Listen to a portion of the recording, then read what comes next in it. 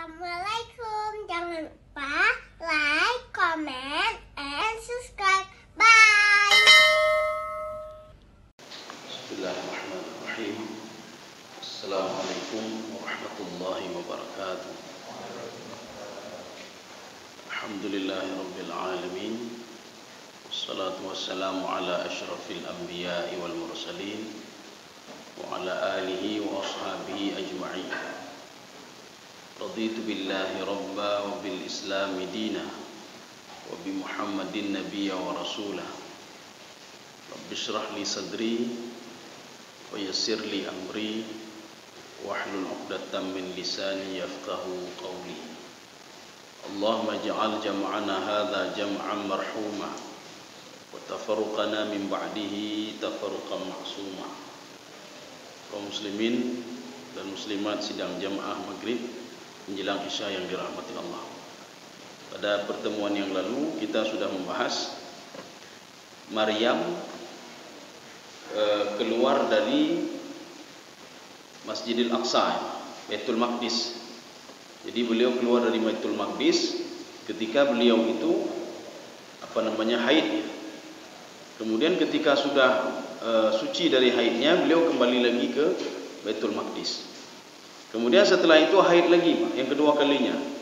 Dia balik lagi menyendiri. Setelah dia balik sekali lagi, Maryam ketemu dengan malaikat Jibril. Malaikat Jibril itu yang dikirim oleh Allah Subhanahu wa taala selalu berubah wujud menjadi manusia. Jadi makanya malaikat Jibril pernah ketemu juga dengan ibu Nabi Musa alaihissalam. Malaikat Jibril juga pernah ketemu dengan ibunya Maryam, yaitu Hannah. Jadi ketika malaikat Jibril berdialog dengan Hannah, dan ketika malaikat Jibril juga berdialog dengan ibu Nabi Musa alaihissalam. Wa auhayna ila ummi Musa an ardi'i. Walaupun di dalam lafadznya itu, di dalam teks lafadz itu, saya mewahyukan kepada ibu Nabi Musa. Itu dalam tafsirannya, bukan Allah berdialog langsung dengan ibu Nabi Musa, tidak. Jadi makanya ada yang mengatakan ibu Nabi Musa itu sebagai nabi, itu tidak benar. Ada yang mengatakan ibunya Maryam itu nabi. Kenapa? Karena malaikat berdialog dengan Hannah. Itu juga tidak benar. Ini ditolak oleh para penafsir lain. Ini isu-isu ini memang dibawa oleh Imam Al-Qurtubi dalam tafsir beliau. Beliau cuma mengatakan begini, setiap yang datang malaikat atau siapa saja dengan menggunakan kalimat wa auhayna ila, itu artinya kami wahyukan sesuatu kepada dia. Ini ditolak oleh para penafsir lain. Penafsir lain mengatakan tidak ada nabi yang perempuan. Nabi itu laki-laki. Penggunaan kalimat auha di sini itu bisa berarti apa? Ibu Nabi Musa ketemu dengan Allah itu, ketemu dengan malaikat itu di dalam mimpi. Satu. Yang kedua, ketemu dengan malaikat, makna auhayna itu bukan mewahyukan, tidak, tetapi mengilhamkan, menyuruh kepada ibu Nabi Musa untuk menyusui Nabi Musa, walaupun Fir'aun sudah mengatakan akan saya bunuh semua anak kecil yang baru lahir, anak laki-laki. Kemudian setelah itu Allah juga memerintahkan kepada ibu Nabi Musa untuk melemparkan anaknya ke sungai. Nah, ini perintah Allah Subhanahu wa taala melalui malaikat. Malaikat yang dikirim oleh Allah Subhanahu wa taala kepada Maryam, umur Maryam waktu itu 13 tahun. Ini membuktikan doa Nabi Zakaria alaihissalam, doanya diterima oleh Allah setelah 13 tahun. Maryam juga mengandung setelah usianya 13 tahun. Sehingga usia anak Maryam dengan anak Nabi Zakaria, yaitu Yahya, itu tidak selisih jauh. Kira-kira 3 atau 6 bulan selisihnya. Duluan lahir Yahya, kemudian lahir Nabi Isa alaihissalam. Bedanya apa? Yahya adalah pamannya Nabi Isa. Nabi Isa adalah keponakannya Nabi Yahya. Itu saja bedanya. Kaum muslimin sedang jamaah yang dirahmati Allah. Jadi makanya penggunaan kalimat di sini kita sudah menafsirkan pada pertemuan yang lalu. Basyaran sawiyya, ini malaikat Jibril berubah wujud menjadi seorang laki-laki. Satu. Tafsiran yang kedua, Jibril meniupkan roh ke dalam rahim Maryam. Kemudian dari rahim itu maka jadilah basyaran sawiyya. Jadilah seorang laki-laki, yaitu Nabi Isa alaihissalam. Itu ada dua penafsiran. Jadi kita nanti jangan bingung ketika melihat dalam literatur tafsir. Itu basyaran sawiyya itu memiliki dua makna. Makna yang pertama, Jibril berubah wujud menjadi manusia. Kulit-kulit semua sama. Nah, ini basyaran namanya. Jadi basyaran itu kalau dalam bahasa Arab identik dengan basyrah. Basyrah itu permukaan kulit, yaitu tanah. Tanah juga permukaan tanah namanya basyrah. Jadi artinya dimasukkan basyarah sawiyah, manusia yang terbuat dari tanah seperti manusia-manusia yang lain. Sawiyah. Tapi ada juga yang menafsirkan basyaran sawiyan itu adalah Nabi Isa alaihissalam. Ketika ditiupkan roh ke dalam rahimnya Maryam, maka ketika itulah Nabi Isa hidup dari rahim itu, basyaran sawiyah. Sekarang kita lanjut ayatnya. Masih pada surah Maryam ayat 18. Bagaimana reaksi Maryam ketika Maryam melihat malaikat Jibril berubah wujud menjadi manusia di depan dia? Ya, ini. Kita kan tiba-tiba Maryam selama 13 tahun dia tidak pernah melihat laki-laki. Artinya setiap dia keluar, dia selalu menggunakan hijab. Hijab itu bisa saja dia pakai jilbab, hijab itu bisa saja dia pakai penutup, bisa saja dia keluar daripada Baitul Maqdis tidak diketahui oleh orang lain. Itu makna hijab. Jadi artinya apa? Jauh daripada pandangan orang lain. Dia tidak pernah melihat laki-laki. Ketika usia 13 tahun itu, inilah laki-laki yang pertama dilihat oleh Maryam, yaitu Jibril yang berubah wujud menjadi manusia. Begitu takutnya Maryam. Apa kata Maryam? A'udzu billahi minasyaitonir rajim. Bismillahirrahmanirrahim. Qalat inni a'udzu birrahman minka. Jadi ketika dia melihat Jibril, dia tidak tahu kalau itu Jibril. Yang dia tahu itu adalah laki-laki. Maka ketika itu Maryam mengatakan qalat inni a'udzu birrahman. Jadi ba itu maknanya ba ilsaq. Ada yang mengatakan ba musahabah. Artinya Maryam minta tolong kepada Allah. Ya Allah, tolong saya. Sudah ada orang jahat di depan saya yang ingin macam-macam sama saya. Ya, ini. Makanya Jibril ketika disebutkan kalimat Ar-Rahman, ini siapa saja, Pak? Jibril, malaikat yang lain, iblis, syaitan. Ketika disebutkan nama Allah, dia takutnya luar biasa, Pak. Siapapun dia, Pak. Katanya apa nih? Ditiru ada baca ayat Bismillahirrahmanirrahim. Biasa betul. Alhamdulillahi Rabbil Alamin. Biasa saja. Diulang lagi Ar-Rahmanir-Rahim. Biasa saja ya. Makanya Jibril, kalau kita melihat di dalam tafsir Sawi, kita melihat di dalam tafsir As-Sa'di, kita melihat di dalam tafsir At-Tabari, Jibril ketika Maryam mengatakan inni a'udzu birrahman, ada dua pendapat. Pendapat pertama, Jibril langsung terbang dan berubah wujud menjadi wujud aslinya. Kenapa? Karena Maryam menyebutkan nama Allah Subhanahu wa taala. Satu. Pendapat yang kedua, ketika Maryam mengatakan inni a'udzu birrahmani minka, saya minta tolong kepada Allah, kepada Ar-Rahman daripada kamu, laki-laki tadi. Itulah Jibril. Dia tak tahu kalau itu Jibril.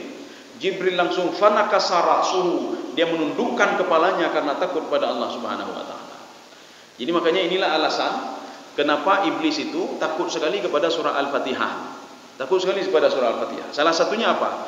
Langsung dimulai dengan nama Allah Subhanahu wa taala. Bismillahirrahmanirrahim. Langsung dengan nama Allah. Maka salah satu surah yang ditakuti oleh iblis itu surah Al-Fatihah. Kenapa dia takut pada surah Al-Fatihah? Yang pertama, langsung Allah membawa namanya sendiri. Bismillahirrahmanirrahim. Yang kedua, kenapa iblis takut kepada surah Al-Fatihah? Karena di dalam surah Al-Fatihah itu sudah mengandung semua ayat suci Al-Quran. Semua sudah mengandung. Ini kalau kita baca buku ya, baca buku itu abstrak namanya. Abstrak itu bacaan pertama, mukaddimah. Maka kalau kita ingin tahu isi buku itu, baca saja halaman pertama. Bukan daftar isi, tidak. Ada halaman pertamanya, abstrak atau mukaddimah. Ketika kita baca itu, kita sudah tahu semua isinya. Jadi makanya Al-Fatihah itu mewakili semua juz 1 sampai juz 30. Jadi bukan berarti untuk dah pegang padunggo khatam, oh firo kal hego khatam. Kiban Fatihah lega le macam lega khatam. Jadi bukan itu maksudnya. Nya urung beo nanya man. Jadi artinya bukan berarti umanyo juz 1 juz 30 kamu wakili baca saja Al-Fatihah. Al-Fatihah Al-Fatihah bismillahirrahmanirrahim. Ketiga khatam. Bismillah, kedua khatam. Jadi itu tidak artinya apa? Nilai yang ada di dalam Al-Fatihah itu mengandung apa? Semua ayat suci Al-Quran juz 1 sampai juz 30 semua terkandung di dalam surah Al-Fatihah. Kaum muslimin sedang jamaah yang dirahmati Allah. Jadi maka kita disuruh juga oleh Allah Subhanahu wa taala sebagaimana Maryam itu berdoa kepada Allah, dia membawa nama Allah. Maka salah satu tawassul kepada Allah Subhanahu wa taala, Allah mengatakan, "Falillahil asmaul husna fad'uuhu biha." Saya banyak nama saya, kata Allah. Ar-Rahman, Ar-Rahim, Al-Hakam, Al-Adil, Al-Qabid, Al-Basit. Banyak, Al-Basir, Al-Alim, banyak sekali nama Allah. Panggillah salah satu nama saya itu, kata Allah Subhanahu wa taala. Maka iblis itu takut sekali, maknanya. Syaitan takut sekali.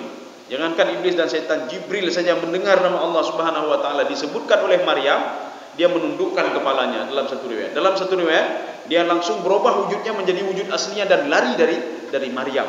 Karena Maryam membawa-bawa nama Allah Subhanahu wa taala. Maka ini rekomendasi juga ya. Arti rekomendasi apa? Kalau kita bermasalah, maka berdoalah dengan membawa nama Allah Subhanahu wa taala. Jadi makanya di sini qalat inni a'udzu birrahman. Ba ini ba ilsak namanya. Ilsak itu apa? Ilsak itu begini, Pak, ya. Atau musahabah namanya. Jadi arti ilsak, ya Allah, tolonglah saya ya Allah. Saya tidak tahu mau tolong, minta tolong sama siapa lagi. Ya. Jadi dalam keadaan seperti itu, Maryam di ayat ini tidak pernah menceritakan bagaimana posisi Nabi Zakaria yang terus menjaga Maryam. Tidak disebutkan di situ. Yang jelas Maryam pada umur 13 tahun, dia sudah ditiupkan roh oleh malaikat Jibril atas suruhan Allah Subhanahu wa taala, yang sebelumnya Jibril berubah wujud menjadi manusia biasa yang tidak diketahui oleh Maryam kalau itu adalah malaikat Jibril. In kunta taqiyya, ini itu adalah insyarat. Kunta taqiyya, ini ada dua pemahaman juga. Saya tidak tahu, coba kita dengar di dalam terjemahannya. Siapa saja boleh baca. Baca apa enggak boleh. Yang terakhirnya saja ya. Jika kamu seorang yang bertakwa. Ini ada dua penafsiran. In kunta taqiyya, yang pertama, jika kamu orang yang bertakwa, kamu tidak akan dekat dengan saya, kata Maryam. Satu. Yang kedua, takwa itu makna sebenarnya apa? Jadi takwa itu secara bahasa, kita ingin melakukan sesuatu hal. Ketika diperintahkan Allah, kita ingin melakukan itu. Ketika dilarang, kita tidak melakukan hal itu. Makna taqiyya di sini, dia bernafsu untuk sesuatu hal yang negatif kepada Maryam. Jadi Maryam mengatakan, in kunta taqiyya, kalau kamu ingin mendekati saya akan minta tolong kepada Allah Subhanahu wa taala. Ya, ini tafsiran yang kedua. Ya, jadi artinya apa? Tidak mungkin orang ingin dekat kepada seorang wanita itu kalau dia itu pada posisi bertakwa kepada Allah, tidak mungkin. Ini penafsiran yang kedua. Maka penafsir yang kedua menafsirkan makna takwa yang itu bukan takwa dekat dengan Allah, tidak, tetapi dia ingin sesuatu dari Maryam. Dia ingin macam-macam sama Maryam. Dia ingin buat yang hal-hal negatif dengan Maryam. Maka Maryam mengatakan, in kunta taqiyya, kalau kamu dekat dengan saya, maka saya akan minta tolong kepada a'udzu birrahmani minka. Ya, ini namanya kalimat syarat dan jawab syarat. Syaratnya apa? Kalau kamu dekat dengan saya, kamu dekati terus saya, maka saya akan minta tolong kepada Allah Subhanahu wa taala. Ini juga membuktikan kalau Maryam itu adalah seorang wanita salehah. Dia terus beribadah. Maka ketika waktu yang sudah seperti itu, dia teringat kepada Allah Subhanahu wa taala. Kaum muslimin sedang jamaah yang dirahmati Allah. Jadi makanya di dalam tafsir Jalalain, beliau juga setuju dengan pendapat yang kedua. Taqiyya dimaksud di sini bukan bertakwa, tidak. Mana ada kalau seorang wanita keluar kemudian tiba-tiba didekati oleh seorang laki-laki? Mana ada laki-laki bertakwa seperti itu? Jadi makna taqiyun di sini ingin berbuat macam-macam. Jadi kita ingin melihat taqiyun itu secara bahasa, bukan secara istilah. Kalau secara istilah, itu taqiyun itu, takwa itu apa? La'allakum tattaqun. Mudah-mudahan kamu bertakwa, mendengar perintah Allah, meninggalkan apa yang dilarang oleh Allah. Orang yang bertakwa, seperti dalam ayat sebelumnya, wa kana taqiyya. Apabila kamu itu wa kana taqiyya, dia adalah orang yang bertakwa. Ya, kita lanjut. Jadi dijawab oleh Jibril. Jibril menjawab, qala innama ana rasulu rabbuki. Ana rasulu rabbiki li ahabalaki ghulaman zakiyya. Ini innama, Jibril menggunakan kalimat innama. Innama ini makna hasar. Hasar itu apa? Diberikan batasan oleh Jibril. Kamu jangan pikir macam-macam sama saya. Saya itu tidak ada lain. Ya, ini makna innama. Jadi hasar itu di dalam Al-Quran bisa dengan innama, bisa dengan bal. Jadi kalau ada lafaz dalam Al-Quran bal, itu masuk dalam hasar. Atau bisa dengan illa. Jadi artinya begini, la ilaha illallah. Itu illa itu istisna. Istisna ada dua. Ada istisna munfasil, ada istisna munqati. Istisna ini munfasil. Dia erat kaitannya dengan kalimat sebelumnya. Kalau ada illa di dalam kalimat itu, maka kalimat sebelumnya batal semuanya. Yang berlaku adalah setelah illa. Apa maksudnya? Maka sebelum illa, ini yang memberikan rezeki si fulan itu tidak benar. Yang memberikan rezeki tidak ada lain kecuali Allah. Si fulan ingin memutarakan saya, itu tidak benar dan tidak bisa kecuali illallah, dengan izin Allah Subhanahu wa taala. Itu makna hasar. Tidak ada yang memberikan rezeki, tidak ada yang memberikan keselamatan, tidak ada yang mengangkat penyakit saya, tidak ada yang memberikan penyakit kepada saya, tidak ada yang bisa menolong saya illallah, kecuali Allah Subhanahu wa taala. Itu hasar namanya. Dengan kalimat istithna. Nanti ada juga innama begini. Innama ini hasar juga. Artinya Jibril ingin memberitahukan kepada Maryam, saya turun kemari tidak ada maksud apa-apa sama sekali wahai Maryam. Ya, ini menggunakan kalimat innama. Ini sama seperti di ayat lain. Innamal hayatud dunya la'ibun wa lahun wa zinatun wa tafakhurum bainakum wa takathurum fil amwali wal aulad. Kehidupan dunia tidak lebih dari 5 hal, kata Allah. Ya, ini sama seperti ini. Saya tidak ada lain kecuali utusan Allah kepada kamu. Ya. Kehidupan dunia tidak lebih dari 5, kata Allah Subhanahu wa taala. Apapun posisi dia, sekaya apapun dia, semiskin apapun dia, ya. Bagaimanapun dia, sekufur apapun dia, semukmin apapun dia, kehidupan dunia tidak lebih dari 5 hal. Apa itu? La'ibun, main-main. Ya geno, ya gede, main-main. Kayakah dia, miskinkah dia, mukminkah dia, kafirkah dia, munafikkah dia? La'ibun. Kim geno, ja kan tu, lun hebat tak ja kan tu, abi ja kan tu, oh kan tu, lo, manduru mak. Sehebat apapun dia, makan juga dia, buat ini, buat itu, itulah la'ibun. Main geno, main gede, habis main, bolong. Pergi keluar negeri sebulan 2 bulan, pulang lagi ke rumah. Pergi lagi ke sana, pulang lagi ke mangkel lagi yang terbaik. Kapan berhenti itu?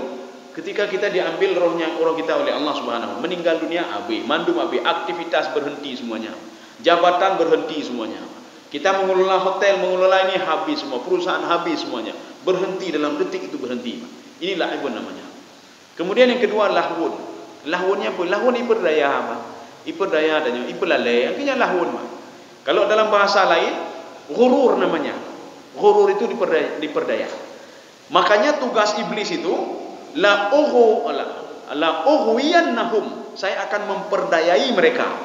Dengan apa? Dengan hartanya, dengan jabatannya. Maka katanya lalai. Gara-gara ada harta kan lalai, kata ibadah. Walaupun dah pergi ibadah, kata lah tak semayang ya mak. Gara-gara apa? Gara-gara lalai bak kedai mana? Bak tak kira-kira apa yang habis hotel. Maka Umar bin Khattab radhiyallahu anhu pernah pada suatu hari. Ini kita bisa melihat dalam kitab Ihya Ulumuddin punya Imam Al-Ghazali. Pernah Umar bin Khattab terlambat salat berjamaah. Terlambat saja beliau salat berjamaah. Karena beliau tahu kalau pahala salat berjamaah itu luar biasa. Menyudahnya hai tak tiru, menyudah tiru ke kagak tin. Umar bin Khattab ketika terlambat salat berjamaah, apa kata Umar? Sebagai sanksinya kata beliau, saya terlambat tadi berjamaah, itu kebun saya sedekahkan kata beliau. Yang kebun sedekah. Katanya ya 30 go kak, 30 go kebun tapi rumah-rumah kami hebat. Yang menyudah dari Umar bin Khattab radhiyallahu anhu 5 euro kagak tin. Tengok tak kerja lah dah lah jemaah habis mendum. Tapi Umar berani dia memberikan sanksi kepada diri dia sendiri. Sehingga apa? Sanksi itu bisa membuat beliau itu terus beribadah dan terus beribadah. Ini namanya apa? La'ibun walahun. Lahun diperdaya. Diperdaya itu saja, paling tidak ada. Wazinatun. Zinatun ini apa? Perhiasan. Ya penuh bagus. Hai lun namu baru, lun nanyo baru, lun naji baru, na lampu baru, hebat kan lun ya, itu saja. Wazinatun, perhiasan. Lun nanyo naji, perhiasan saja apa?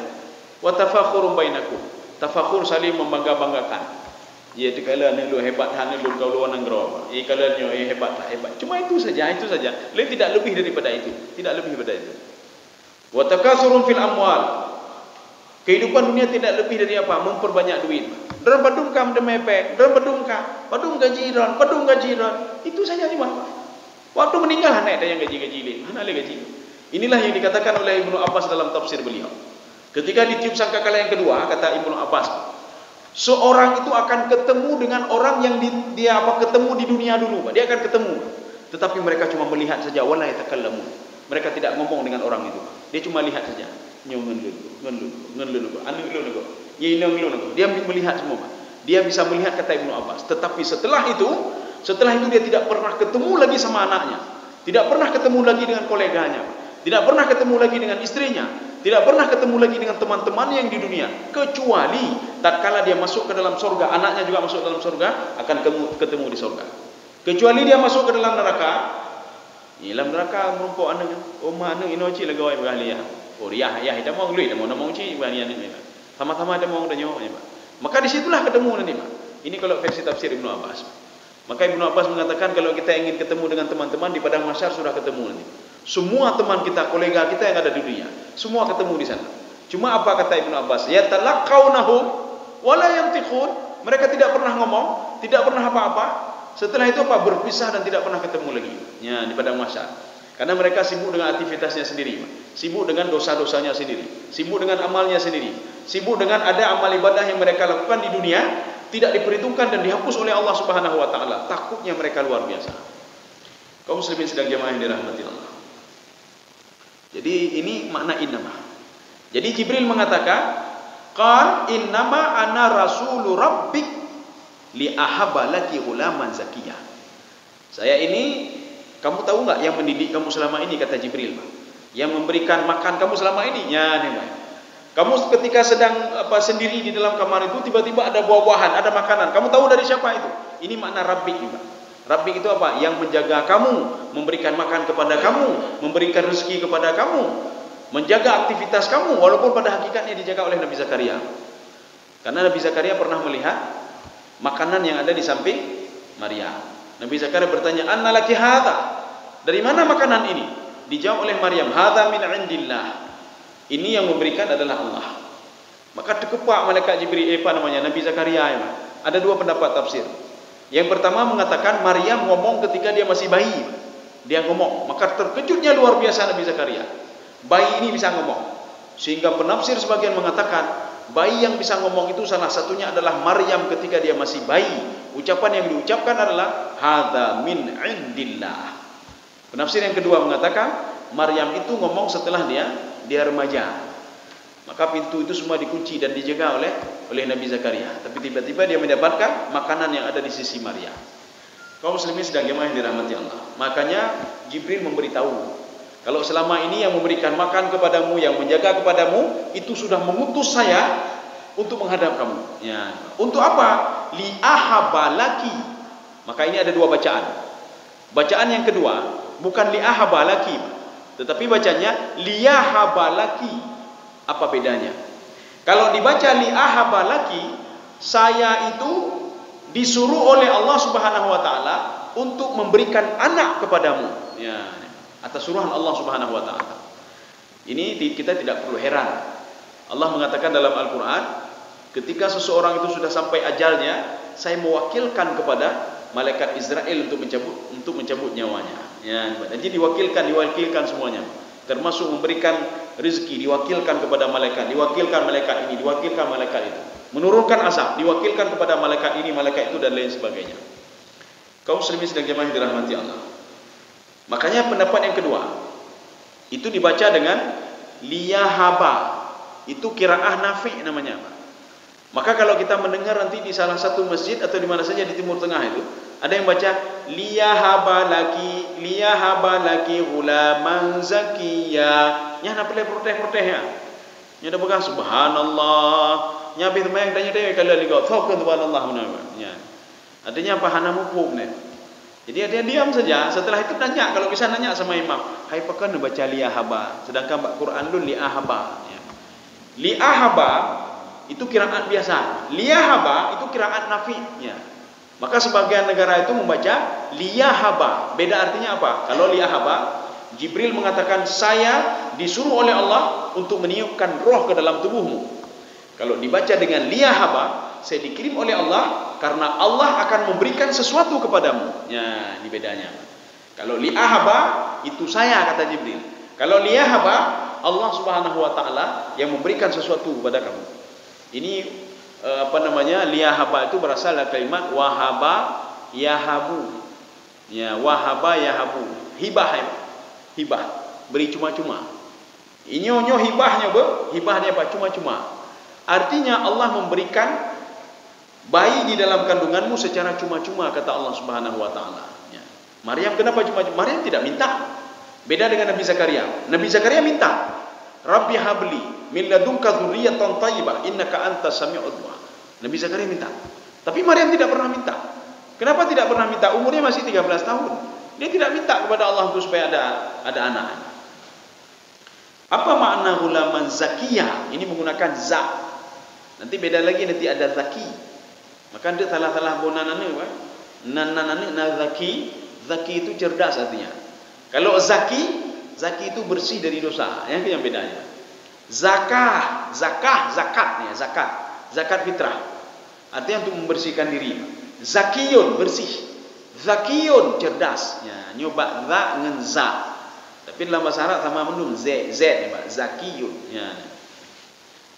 Saya ini disuruh oleh Allah Subhanahu wa taala untuk memberitahukan kepada kamu, untuk memberikan hibah kepada kamu, gulaman zakiyah. Apa makna gulaman zakiyah? Jadi gulaman zakiyah itu di dalam tafsir Al-Wasit, waladan tahiran minadz dzunub. Jadi seorang anak itu yang bersih dari dosa, tidak ada dosa. Anak itu, Pak. Karena nanti ada orang berpikiran bagaimana mungkin anak ini ada, ayahnya tidak ada. Jadi makanya sudah diluruskan dulu oleh malaikat Jibril, kalau kamu nanti akan punya anak tanpa suami, anak kamu tidak berdosa. Ini makna zakiyah. Kemudian makna zakiyah lagi, minadz dzunub wal ma'asi wa katsirul khair, itu makna zakiyah. Kebaikan itu banyak sama dia. Maka kalau ada orang namanya zakiyah, jauh dari dosa, banyak kebaikan, keberkahan, itu zakiyah. Tapi kalau zakiyah, za dengan zakiyah, itu artinya apa? Cerdas. Cerdas, otaknya cerdas. Tapi hati hanya cerdas ya, Pak. Otak cerdas, cerdasnya luar biasa, tapi terbayangkan. Ya. Tapi kalau zakiyah, cerdas, hatinya cerdas, Pak. Hatinya cerdas. Keberkahan itu ada dalam hatinya. Kita lanjut dulu. Qalat, nah ini terjadi dialog antara Maryam dengan malaikat Jibril. Maryam menjawab lagi, Pak.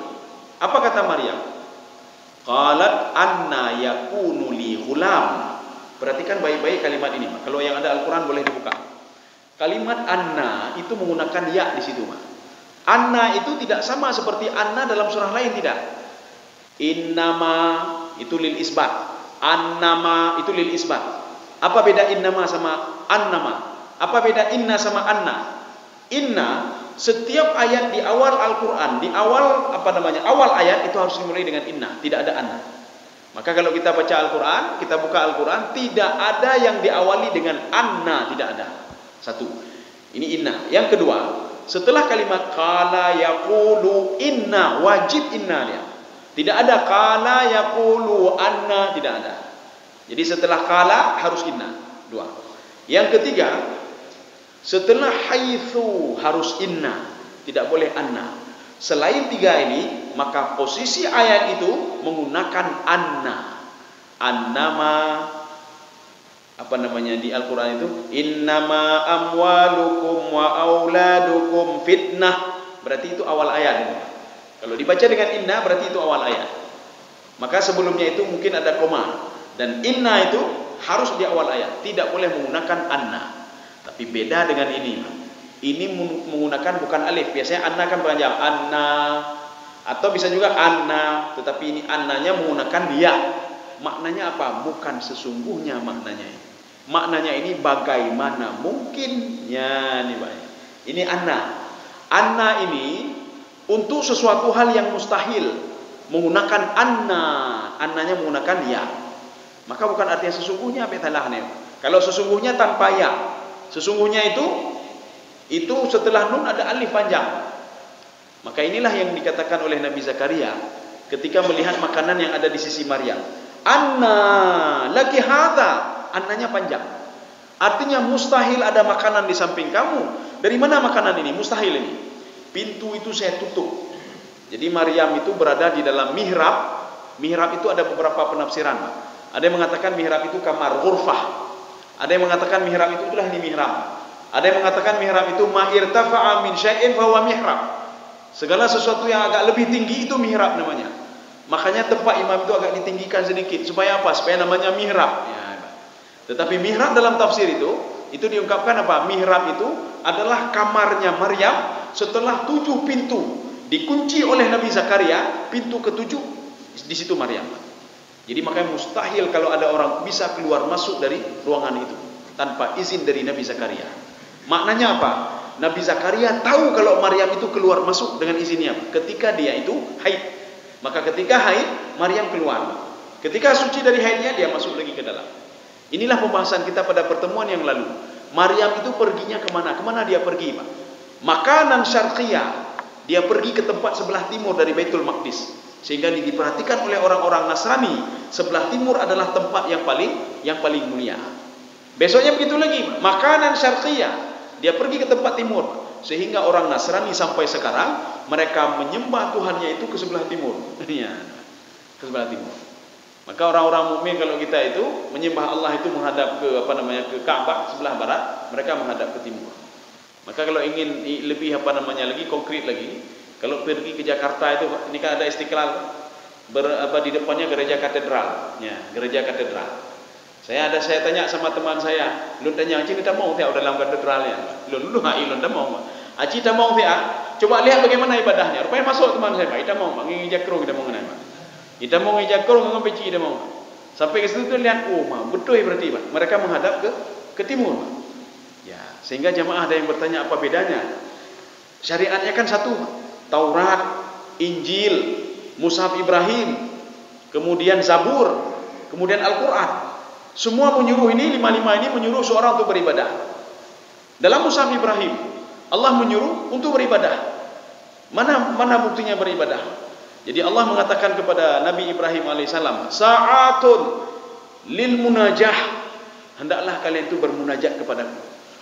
Pilihlah waktu-waktu tertentu untuk bermunajah kepadaku. Di dalam Zabur begitu juga. Allah menyuruh kepada Nabi Daud alaihissalam untuk menyembah Allah Subhanahu wa taala. Di dalam Taurat apa lagi, Pak? Ya, dalam Injil apa lagi? Sekarang apa bedanya ibadah kita dengan ibadah mereka? Dijawab oleh Imam Al-Qurtubi, Pak, dan ada di dalam tafsir Al-Baydawi, Pak. Bedanya apa? Mereka tidak ada ruku, itu saja bedanya. Jadi ibadahnya sama berdiri. Coba lihat mereka berdiri. Nanti sebagian ada yang sujud. Yahudi itu ada yang berdiri saja, sebagian ada yang sujud. Tetapi tidak ada yang ruku. Itulah bedanya ibadah orang-orang mukmin yang ada dalam Al-Quran itu dengan ibadah-ibadah mereka itu, walaupun syariatnya berasal dari Taurat, Zabur, Injil, Suhuf Ibrahim, mereka juga beribadah, tapi ibadahnya ruku yang tidak ada. Kaum muslimin sekalian yang dirahmati Allah. Makanya Maryam ketika beribadah, tidak ada ruku, ana ruku Maryam. Walaupun nanti dikatakan di dalam Al-Quran, warka'u ma'arraki'in, ruku'na bersama orang-orang ruku. Artinya apa? Allah berdialog dengan orang-orang kafir, masuklah Islam kalian, dan salatlah sebagaimana orang mukmin itu salat. Kenapa? Orang mukmin itu pasti ada rukunya, kalian tidak ada rukunya. Maka penggunaan kalimat ruku adalah sebuah simbol. Kalau di dalam bahasa ini namanya semiotik, Pak. Ya. Kalau di dalam bahasa kajian itu kajian semiotik. Artinya apa? Ada simbol di dalam Al-Quran. Allah tinggal menyebutkan simbol itu, kita sudah paham kalau ini adalah maksudnya begini. Mana contohnya? Contoh simbol dalam Al-Quran. Ketika kamu berada di tengah malam, wa idbaran nujum, maka belakangilah bintang. Apa maksud belakangi bintang? Ya. Sebagian orang fikir boleh membelakangi bintang. Taih lagi nyo, ya Pak, taih. Rupanya kita disuruh salat beribadah di tengah malam. Makanya salat beribadah itu ketika kita ruku kan membelakangi bintang. Allahu Akbar. Allahu Akbar, sujud, bintang di atas kita. Ya. Maka Allah katakan ketika tengah malam belakangilah bintang. Nyuruh nampung boleh. Dia cung rumah, Pak. Ada rumah. Lun kamu dengar perintah Allah membelakangi bintang. Padahal bukan itu maksudnya. Ini adalah simbol semiotik, Pak. Di dalam ilmu semiotik, apa katanya? Ada simbol-simbol tertentu dalam Al-Quran. Kalau kita ingin lebih jauh lagi menafsirkan simbol, itu ada di dalam tafsir Lataif, punya Imam Al-Qushairi, Pak. Ya, jadi tafsir Lataif wal Isyarat. Ada isyarat-isyarat dalam tafsir itu diungkapkan oleh Imam Al-Qushairi. Ini simbol ini simbol ini simbol roh, ini simbol hatinya. Makanya beliau itu sama seperti Ibnu Arabi. Wal qamari idza wasyamsi Bahwa nanti ada wal qamari idza talaha, demi bulan. Dalam tafsir Ibnu Arabi, apa kata beliau? Itu adalah simbol. Bulan itu simbol. Simbol apa? Hati manusia yang terang seperti bulan. Ya, nampak. Allah bersumpah, hati kalian hebat sekali kata Allah. Sebagaimana bulan itu mengambil cahaya matahari. Kalau tidak ada cahaya matahari, dia tidak begitu hebat. Tidak hebat bulan. Maka bulan itu, dari mana cahaya dia? Dari matahari. Hati ini dari mana cahayanya? Dari petunjuk Allah Subhanahu wa taala. Sehebat apapun hatimu, kalau kamu jauh dari Allah Subhanahu wa taala, hatimu itu redup, ya, hana terang sebagaimana terangnya bulan. Ini ada dalam kajian semiotik, ya. Kaum muslimin sedang jamaah yang dirahmati Allah. Kita lanjutkan sedikit lagi, ya. Apa kata Maryam? Ya, ini perkataan Maryam. Ini terjadi dialog ini. Qalat anna yakunu li ghulam. Bagaimana mungkin saya punya anak? Ya, yang banyak. Ini sebenarnya kalimat ini majaz, ya. Nah, mungkin bayi laki-laki langsung ada di sini. Pasti kan ada proses janin dulu, ya, janin kemudian menjadi daging, kemudian setelah itu dia besar lagi, kemudian gumpalan-gumpalan, kemudian di situ ada tulang-tulangnya. Fakasawnal 'idhama lahma. Saya berikan tulang-tulang. Setelah itu baru saya berikan roh. Ini kalimat ini langsung, Pak. Ghulam. Bagaimana mungkin ada laki-laki dalam ini? Artinya apa? Ini penggunaan majaz. Nama majaznya apa? I'tibar ma sayakunu. Janin saya ini akan menjadi seorang laki-laki, seorang nabi. Ya, karena sudah dikatakan tadi oleh malaikat Jibril. Di dalam rahimmu itu ada nanti ghulaman zakiyah. Ya. Jadi nak mungkin ghulaman, nak mungkin langsung jadi bayi itu, ada proses-prosesnya. Ini sama seperti kita ngomong begini. Sedang masak apa? Ada berapa? Tanya mbak-mak ada yang, "Mak, apa masak, Mak?" Dia jawab dari mak, "Masak, Bu. Saya sedang masak nasi." Kalau kita lihat kalimatnya salah. Gimana yang masak, Bu? Coba lihat ini masak apa ini? Beras ini masak, bukan nasi. Ya, katalah ya. Dapat ada drama bini pengelun bukan? Aji kalian, bu beruh lamnya. Ya, beruh lamnya apa ni nabu? Ya. Ini di dalam ilmu balaghah. Ini namanya i'tibar ma sayakunu. Makanya seorang ibu langsung ngomong, ini saya masak beras, setelah berapa menit kemudian akan jadi nasi. Karena kalimatnya panjang, maka langsung dia ngomong hasilnya terus. Ini begitu juga Maryam. Maryam tidak ngomong bagaimana mungkin dalam rahim saya ada janin. Bagaimana mungkin ada janin? Ada benih untuk menjadi, benih itu akan tumbuh sehingga 9 bulan akan menjadi seorang laki-laki. Tidak mungkin. Maka Maryam langsung ngomong hasilnya. Ini namanya i'tibar ma sayakunu di dalam ilmu balaghah. Ini ada juga di dalam tafsir Zamakhsyari. Beliau suka sekali kalau masalah kajian seperti itu. Ini ada di dalam tafsir Ibnu Ashur. Beliau juga suka kajian masalah ilmu balaghah. Karena memang beliau itu pakar dalam ilmu balaghah. Bagaimana mungkin saya punya anak? Walam yamsasni bashar. Jadi yamsasni bashar itu saya tidak disentuh oleh laki-laki. Makna disentuh apa? Ini sebuah makna kinayah. Makna disentuh di sini artinya apa? Saya tidak menikah. Baik itu menikah secara syar'i atau saya berzina. Saya tidak berzina saya. Dan saya tidak menikah. Ya, nih, Pak. Bagaimana mungkin saya punya anak? Ini kata Maryam. Bashar, ya. Walam yamsasni bashar. Kalau kita melihat di dalam tafsir Ibnu Ashur, beliau mengatakan bashar itu kenapa tidak menggunakan alif lam? Kenapa nakirah? Kenapa tidak walam yamsasni al-bashar? Ini menunjukkan kepada laki-laki yang masih umum, siapapun dia itu. Inilah yang membuktikan kalau Maryam itu tidak menikah dan dia bukan seorang pelacur. Ya, bukan. Ini bayi ini dari mana? Allah Subhanahu wa taala yang menyuruh kepada Jibril untuk menyiapkan roh ke dalam rahimnya Maryam. Maka ini makna bashar itu tidak menggunakan alif lam. Kalau menggunakan alif lam, laki-laki itu sudah ketahuan siapa. Tapi makanya tidak menggunakan alif lam, nakirah. Ya.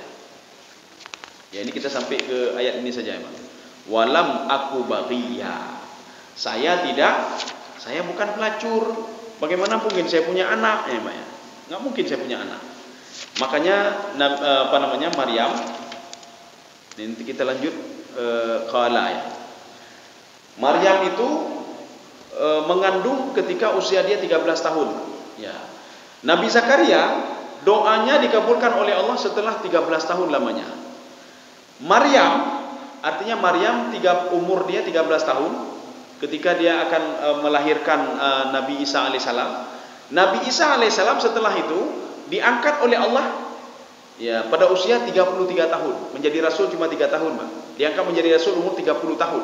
3 tahun setelah itu ada rencana pembunuhan dari Bani Israel sehingga Nabi Isa diangkat. Barrafa'ahu Allah wa ma qataluhu wa ma salabuhu walakin syubbiha lahum. Sekarang kita tambah saja. Pertama 13 tahun usia Maryam. Usia anaknya 33 tahun. Berarti kapan dulu enggak, Pak? Ya. 46 ya, 46. Kemudian setelah itu Maryam ketika anaknya itu diangkat oleh Allah, Isa, Maryam umurnya tinggal 6 tahun lagi. Setelah itu Maryam meninggal dunia. 46 tambah 6, 52. Maka Maryam meninggal pada usia 52 tahun. Mentang muda jiwa. 52 tahun. Anaknya sebelumnya sudah diangkat oleh Allah Subhanahu wa taala. Makanya nanti nyonya yang tanya-tanya berapa usia Maryam? 52 tahun, Pak. Kalau dikira-kira dari usia dia 13 tahun, kemudian setelah itu tambah dengan umur Nabi Isa 33 tahun, ditambah dengan setelah Nabi Isa diangkat oleh Allah itu tinggal 6 tahun lagi umur Maryam. Setelah itu Maryam meninggal dunia dan dia tidak pernah punya anak lagi setelah Nabi Isa alaihissalam. Dan tidak pernah menikah lagi, Pak. Tidak menikah lagi. Setelah 6 tahun itu dia meninggal dunia. Ya sudah, mungkin ada yang perlu ditanyakan. Ada waktu ini 2 menit lagi. 2 menit. Iya.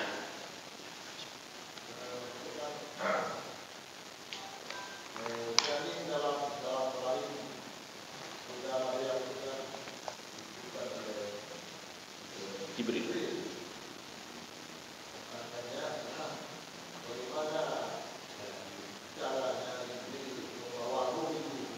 Iya. Iya. Iya.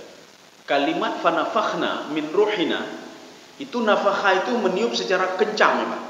Meniup secara kencang. Makanya ada beberapa beberapa tafsiran-tafsiran. Tidak saya ungkapkan di sini kenapa? Karena nanti orang lain akan mengatakan, wah bahasanya kok tidak bagus ya? Ya, bahasanya kok nggak bagus. Ada yang mengatakan dalam tafsir itu melalui kemaluannya. Ada yang mengatakan juga melalui mulutnya. Makna nafakha itu meniup secara kencang. Jadi seperti kita kalau kita tiup air pelan-pelan, Pak. Tapi ini tiup kencang, Pak. Fanafakhna min ruhina. Ya. Ini sama seperti kenapa bayi itu bisa lahir, bisa ada janin itu ketika sel sperma itu dengan kencang, ya, Pak. Ya, ini sama juga ketika roh itu ditiupkan dengan kencang oleh Allah melalui malaikat Jibril. Bagaimana itu wallahu alam bisawab. Ya, wallahu bisawab. Makanya ada beberapa tafsir tidak saya baca, Pak. Di situ memang disebutkan seperti itu, ditiupkan melalui kemaluannya, min farjiha. Tapi tidak saya baca. Di dengar legau tu umma, lain hal legau, ya, Pak. Ada yang mengatakan dari mulutnya, ada yang mengatakan macam-macam, ya, Pak. Ada yang mengatakan melalui bajunya, disingkap bajunya oleh Jibril, Pak. Maka itu tidak saya baca, Pak. Nanti akan pemahaman orang di umma kakak ni, bukan Jibril lagi ya, ni, Pak. Jadi tidak saya ungkap. Jadi kita begini saja.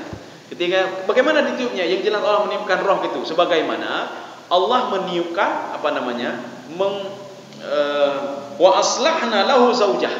Saya perbaiki janinnya. Saya perbaiki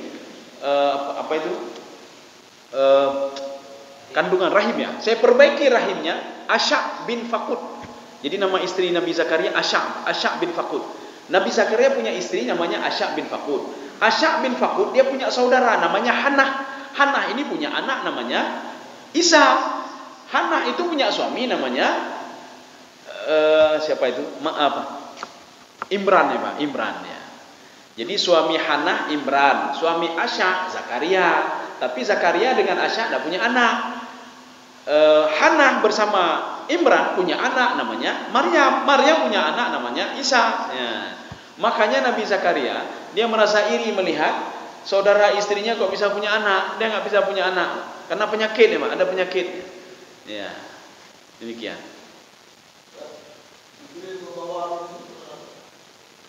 Ya, itu tidak disebutkan memang dalam tafsir bagaimana dia membawa roh.